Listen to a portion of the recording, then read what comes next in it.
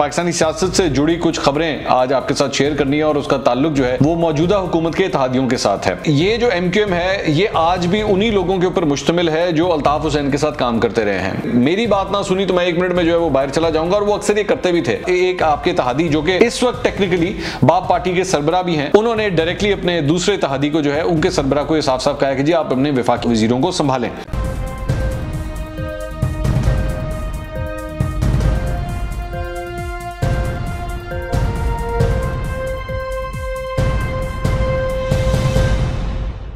अस्सलाम वालेकुम नाज़रीन, मैं हूं मंसूर अली खान। अपने YouTube चैनल के ऊपर आपको खुश आमदीद कहूँगा। सबसे पहले आपसे दरख्वास्त के चैनल को सब्सक्राइब करना मत भूलिएगा और बेल आइकन जरूर प्रेस कीजिएगा। नाज़रीन, वैसे तो आज पाक भारत टाकरे की हर जगह धूम है और मीडिया के ऊपर भी आप देख रहे होंगे कि तमाम नज़रें, और मैं भी जानता हूँ हर घर के अंदर जो है वो इस चीज़ का इंतजार है कि पाकिस्तान इंडिया का जो मैच है उसका आउटकम क्या होगा। लेकिन जाहिर बात है हम ज़्यादातर बात पाकिस्तानी सियासत पे करते हैं, तो पाकिस्तानी सियासत से जुड़ी कुछ खबरें आज आपके साथ शेयर करनी है और उसका ताल्लुक जो है वो मौजूदा हुकूमत के इत्तेहादियों के साथ है। और बड़ी इंटरेस्टिंग डिटेल्स हैं। जो चीज़ें मैं आपके साथ शेयर करने जा रहा हूं वो बैकग्राउंड इंटरव्यूज़ के जरिए कुछ मैंने इकट्ठी की हैं, कुछ ऑलरेडी मेन स्ट्रीम मीडिया के ऊपर रिपोर्ट हो चुकी हैं, प्रिंट मीडिया के अंदर रिपोर्ट हो चुकी हैं। मैं आज पाकिस्तान तहरीक-ए-इंसाफ के 2 इत्तेहादियों के हवाले से कुछ दिलचस्प खबरें आज आपके साथ शेयर करने लगा हूं। और एक इत्तेहादी है MQM और एक इत्तेहादी है बाप पार्टी।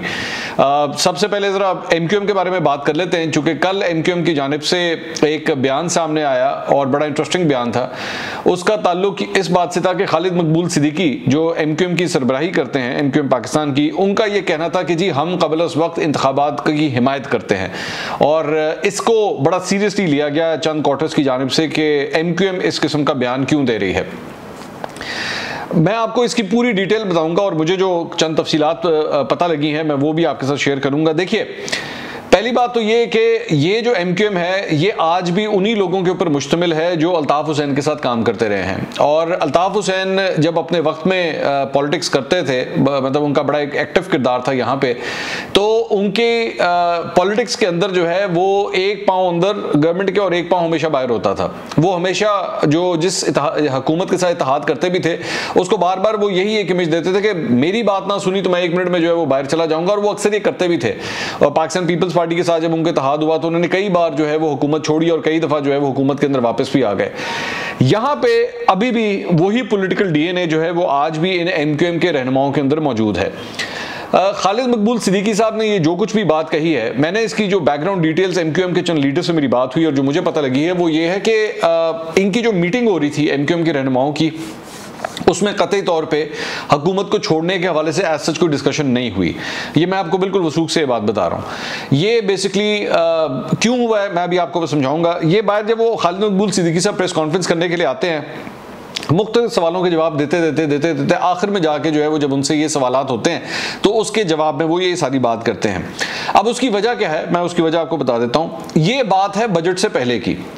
बजट से पहले मेरी इत्तला के मुताबिक एक काबीना मीटिंग के अंदर MQM ने पाकिस्तान तहरीक-ए-इंसाफ के एक वजीर ने उस कैबिनेट की मीटिंग में वजीर आज़म इमरान खान साहब को ये कहा कि हमने MQM को एक वजारत प्रॉमिस की हुई है, उसका वादा हमने किया हुआ है और वो वजारत जो है वो हमने इनको देनी है। तो बजट के बाद जो है वो इनको ये वजारत जो है वो हमने देनी है, एक और वजारत। इस मौके के ऊपर वहाँ से ये कहा गया MQM के वजीर की जानिब से कि जी हमने दूसरी वजारत क्या करनी है, हम तो जो ऑलरेडी है हम तो वो भी छोड़ना चाहते हैं। अब ये बड़ी एक इंटरेस्टिंग बात थी कि एक वजीर की जानिब से जो है वो ये बात, उस वक्त वजीर आज़म वहीं पे बैठे हुए थे, इमरान खान साहब वहीं पे बैठे थे जब ये बात कही गई। इमरान खान साहब ने आगे से मुस्कुरा दिया और आगे ऐसा कोई बात नहीं की, लेकिन इस सारी चीज़ को जो है वो एक मजाक के तौर पर ही लिया गया कि वो एक मजाक कर रहे हैं। लेकिन मेरी इत्तला के मुताबिक MQM जब वो ये बात कह रही थी और अभी भी आज भी जब मैं इस वक्त आपसे व्लॉग डिस्कस कर रहा हूँ तो तब भी MQM के अंदर एक राय ये पाई जाती है, MQM की सीनियर क़यादत के अंदर ये राय पाई जाती है कि पाकिस्तान तहरीक-ए-इंसाफ जो कुछ कर रही है, जिस तरीके से भी हुकूमत साजी कर रही है, इसकी वजह से हम बुरा नाम जो है वो बिला वजह कमा रहे हैं। लोग जो हैं वो हमें भी बुरा भला समझते हैं, जबकि एक्चुअली डिसीजन मेकर जो हैं वो पाकिस्तान तहरीक इंसाफ हैं। तो इसलिए उनके अपने इंटरनली भी जो है वो जो उनको फीडबैक आता है उनके वर्कर्स की जानिब से, उनके वोटर्स की जानिब से, वो भी यही है कि जी आपको इस हुकूमत से अलग हो जाना चाहिए। तो इसी दौरान इस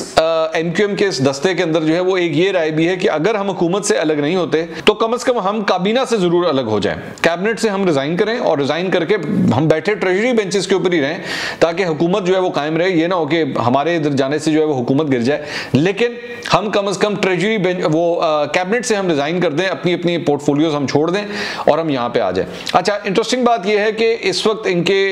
जो है वो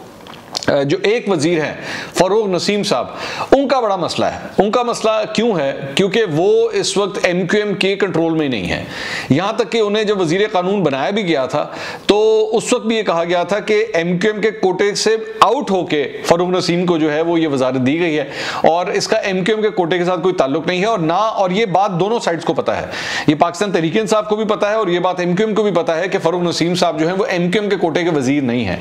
तो अगर MQM ये फैसला कर भी लेती है कि वो कैबिनेट से रिजाइन कर दें, तो MQM के अपने हलकों के अंदर भी इस बारे में बहुत बड़ा सवालिया निशान है कि क्या फरूक नसीम जो है वो उनके साथ इस्तीफा देंगे भी या नहीं देंगे। ये ज़हन में रखिएगा कि फरूक नसीम जो है वो MQM के टिकट के ऊपर जो है वो इस वक्त पार्लियामेंट के अंदर बैठे हुए हैं। तो इसलिए इस मूव के बारे में भी बहुत एम्बैरेसिंग सिचुएशन हो जाएगी MQM के लिए कि अगर MQM ये कह दे कि जी हम कैबिनेट से रिजाइन करते हैं लेकिन फरूक नसीम साहब फिर भी रिजाइन ना करें और वो अपनी जगह के ऊपर बैठे रहें, तो ये बड़ी एक एम्बैरेसिंग सिचुएशन हो सकती है। लेकिन ये बात मैं आपको श्योरिटी के साथ कह सकता हूं कि MQM के अंदर जो है वो डिस्कशन और डिबेट इस सिलसिले में जरूर चल रही है।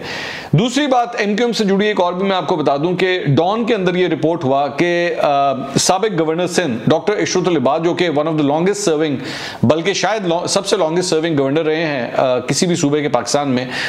उनको वापस लाने की तैयारियां हो रही हैं और वो इस वक्त कोशिश कर रहे हैं कि MQM के जो डिफरेंट फैक्शंस हैं उनको इकट्ठा किया जाए। और उसके अंदर जाहिर बात है मुस्तफा कमाल भी आते हैं, उसमें MQM से जो आफाक ग्रुप है वो भी आता है। इन सबको जो है इकट्ठा करने की बड़ी अशद जरूरत है और डॉक्टर इशरत अल इबाद जो है वो इसके अंदर एक बड़ा अहम रोल अदा कर सकते हैं। ये ज़हन में रखिएगा कि इससे पहले भी एक दफा MQM और PSP को, मुस्तफा कमाल साहब की पार्टी को जो है वो इकट्ठा करने की कोशिश हुई थी। इन्होंने इकट्ठे आपस में प्रेस कॉन्फ्रेंस भी की थी, मुस्तफा कमाल और फारूक सत्तार ने मिलकर प्रेस कॉन्फ्रेंस भी की थी, लेकिन उसके बाद वो मटेरियलाइज नहीं हो सका था और सिर्फ चंद दिनों के अंदर ही जो है वो सारा का सारा जो कोशिश भी थी इत्तेहाद की वो खत्म हो गई थी। लेकिन इस बार ये कोशिश जो है वो एस्टैब्लिशमेंट के बजाय डॉक्टर इशरत अल इबाद को बीच में रख के जो है वो की जा रही है। अच्छा, इसमें वजह क्या है इस सारी चीज की? क्योंकि हालिया जो कंटोनमेंट बोर्ड के इलेक्शंस हुए हैं उसके अंदर MQM को इस बात का एहसास हुआ है कि हमारा वोट बैंक जो है वो कहीं पे भी नहीं है इस वक्त। मेजॉरिटी सीट्स जो है या तो पाकिस्तान तहरीक इंसाफ लेगी या पाकिस्तान पीपल्स पार्टी लेगी। जो महाजिर वोट बैंक जिसके ऊपर हमेशा MQM रिलाय करती है वो कहीं डिस्ट्रीब्यूट हो गया, ना PSP लीड ले सकी ना MQM लीड ले सकी और इनके हाथ जो है तकरीबन कुछ भी नहीं आया।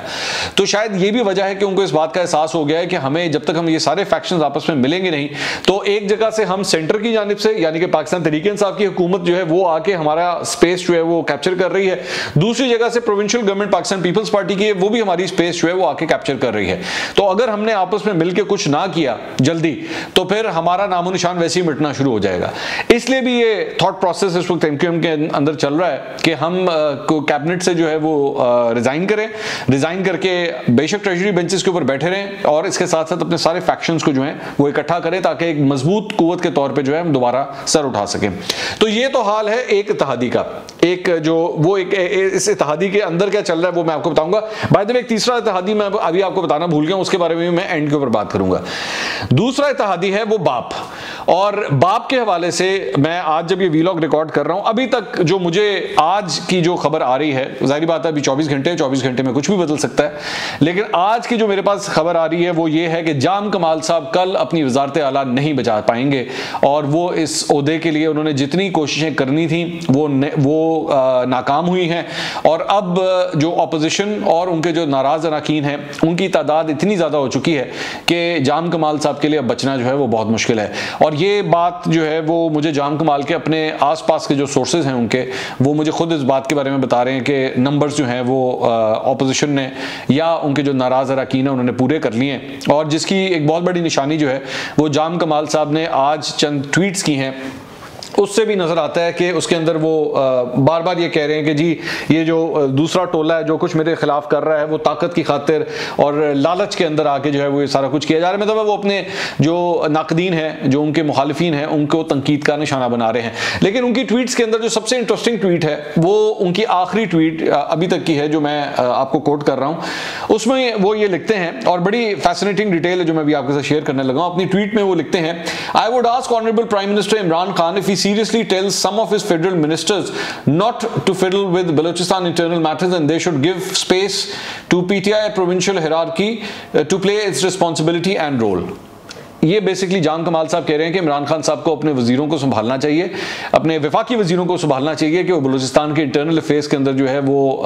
टांग ना अड़ाएं और आपका जो लोकल चैप्टर है यानी कि बलूचिस्तान PTI वो इन मामलों को बेहतर तरीके से समझती हैं। आप उनकी बात सुने तो ये उन्होंने इमरान खान साहब को मतलब अपने एक आपके इत्तेहादी जो कि इस वक्त टेक्निकली बाप पार्टी के सरबरा भी हैं, उन्होंने डायरेक्टली अपने दूसरे इत्तेहादी को जो है उनके सरबरा को ये साफ साफ कहा कि जी आप अपने वफाकी वजीरों को संभालें। अब जब मैंने जाम कमाल साहब के आसपास के सोर्सेज से पता किया कि जी किसकी बात हो रही है तो मुझे कंफर्म किया गया है कि बेसिकली इशारा जो है वो परवेज खटक की तरफ था। परवेज खटक और सादिक सिंजरानी ज़हन में रखिएगा क्वेटा में आए हुए हैं और उनकी कल जाम कमाल के साथ बड़ी तफसीली गुफ्तगू हुई थी और जो गुफ्तगू हुई है उसके बाद जाम कमाल कुछ ज़्यादा खुश नहीं है क्योंकि गालबन जिस माइंडसेट के साथ, मुझे जो एग्जैक्ट अल्फाज है वो मैं आपके सामने रखता हूँ कि परवेज खटक साहब जिस माइंडसेट के साथ आए हुए थे वो लग नहीं रहा था कि बलूचिस्तान की हुकूमत को बचाने के लिए आए हुए हैं, बल्कि लग इस तरह रहा था कि वो बलूचिस्तान की हुकूमत को ख़त्म करने के लिए आए हुए हैं। और इसी वजह से जो बेसिकली जो लोकल चैप्टर की बात हो रही है, बलूचिस्तान PTI के जो सदर हैं वो यार मोहम्मद रिंद साहब हैं और जाम कमाल साहब गालबन उन्हीं की तरफ इशारा कर रहे हैं कि यार मोहम्मद रिंद साहब की बात ज़रूर सुनिए, लेकिन परवेज खटक साहब की बात को जो है वो आप जरा देखें ये कर क्या रहे हैं। ये बेसिकली पंजाब, ये बलूचिस्तान की हुकूमत को जो है वो डिसलॉज करने की कोशिश कर रहे हैं। तज्जियाकार ये कहते हैं कि बलूचिस्तान की हुकूमत अगर कल गई, बलूचिस्तान की हुकूमत से बना जाम कमाल साहब अगर इन हाउस कोई तब्दीली आती है और जाम कमाल साहब जो हैं वो इस ओहदे के ऊपर नहीं रहते तो उसके बाद ये मामला जो है और सूबों की जानिब या और सूबों से होते हुए मरकज़ की जानिब भी जा सकता है। तो ये पहली निशानी है जो हम बलूचिस्तान से देख रहे हैं। पिछले दौरे हुकूमत में भी यही हुआ था कि बलूचिस्तान से मामला का आगाज़ हुआ था और उसके बाद करते करते जो है वो दीगर जगहों की तरफ जाना शुरू हो गया था। तो बलूचिस्तान के इस सारे मामले के अंदर इंटरेस्टिंग बात यह है कि वही MMA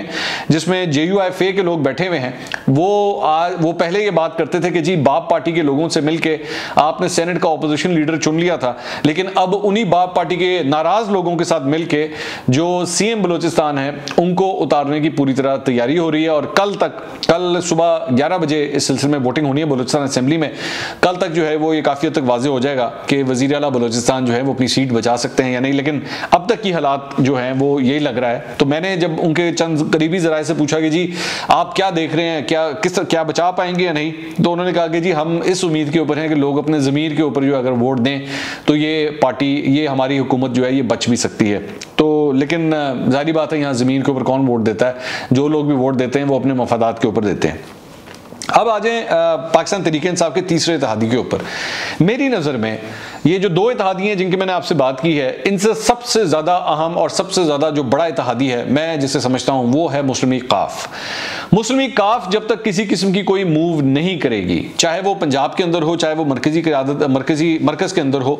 मैं नहीं समझता कि इमरान खान साहब की हुकूमत को जो है वो किसी किस्म का कोई मसला है।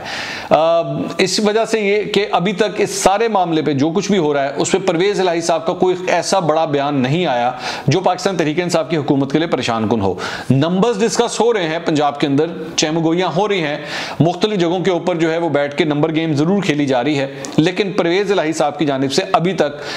पब्लिक डोमेन का कोई ऐसा कोई बयान नहीं आया। अलबत्ता ये मैं आपको जरूर कंफर्म कर सकता हूं कि इस सिलसिले में गुफ्तशुनी जारी है और जो ऑपोजिशन बेंचेस पे जो पार्टियां बैठी हुई हैं यानी कि पाकिस्तान पीपल्स पार्टी और नून लीग, उनके इंटरनल हलकों के अंदर बड़ी सवेर ये गुफ्तगू चल रही है कि पंजाब के अंदर जो है वो कोई बड़ी मूव की जाए। लेकिन काफ लीग अभी तक इस सिलसिले में ऑन बोर्ड नहीं है। जिस दिन काफ लीग इस सारे मामले में ऑन बोर्ड आ गई तो तब इमरान खान साहब के लिए वाकई लाल बत्ती जो है वो चलना शुरू हो जाएगी और तब उनके लिए जो है एक प्रॉब्लम एरिया स्टार्ट हो जाएगा। और उसके बाद हम ये कह सकते हैं। तो फिलहाल ये दो इत्तेहादियों की क्या सिचुएशन है, इंटरनली क्या कहां पे ये खड़े हैं, मैंने आपको बता दिया। और ये ज़हन में रखिएगा कि बाप पार्टी के अंदर अगर यहां पे इंटरनल चेंज आया तो उसके बाद जो बाप के लोग नेशनल असेंबली में और सेनेट के अंदर बैठे हुए हैं उसके ऊपर भी उसके असरात जो हैं वो आना शुरू हो जाएंगे कि वो किस तरफ जाके अपने आप को खड़ा करते हैं। तो ये बड़ा देखने वाला मरला है। अगले व्लॉग में दोबारा मुलाकात होगी। अल्लाह हाफिज।